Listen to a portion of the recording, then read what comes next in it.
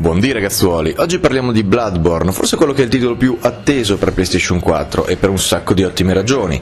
Come vedete non sto apparendo in questo video, anche perché di Bloodborne l'anteprima l'abbiamo fatta dopo, visto che quando siamo andati al PlayStation Experience a Londra, al pre-evento del PlayStation Experience, non abbiamo potuto mettere le mani sulla build del Chalice Dungeon che è stata mostrata, ma è uscito il gameplay, quindi useremo quello per fare la video anteprima, e è un gameplay davvero notevole. Perché? Perché il Chalice Dungeon, questa cosa che è appena stata svelata in Bloodborne, è a tutti gli effetti un dungeon procedurale.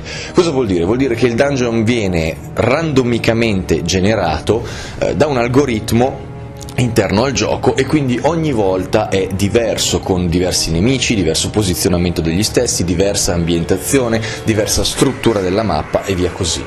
La mappa mostrata, l'hanno vista tutti durante il PlayStation Experience, era piuttosto semplice, ma era comunque su 3 livelli che si ricollegavano, quindi vuol dire che l'algoritmo che viene utilizzato permette al titolo di creare comunque delle mappe abbastanza complesse seppur non enormi.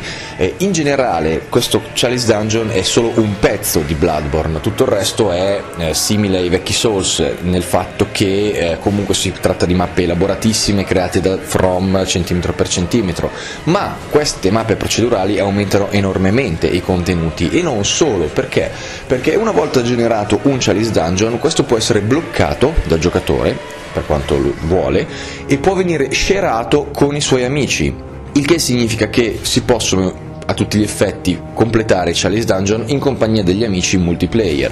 Non si può purtroppo invitare direttamente un proprio amico, perché viene utilizzata ancora una struttura matchmaking simile a quella dei vecchi Souls, in cui se il livello di un giocatore è troppo alto non può giocare con un giocatore di livello troppo basso, però è possibile con più facilità appunto completare questo genere di dungeon in compagnia dei propri amici, di quelli della friend list. È una gran bella idea.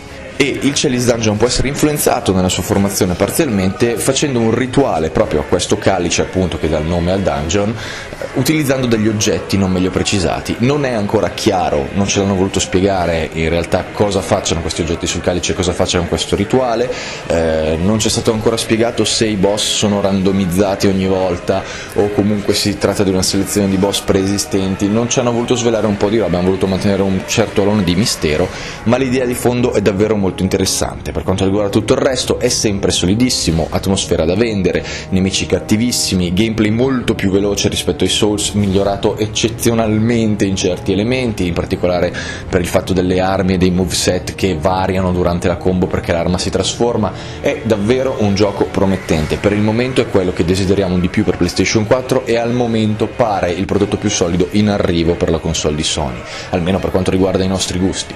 Niente, lo vogliamo giocare, arriverà a marzo, speriamo in bene. Alla prossima!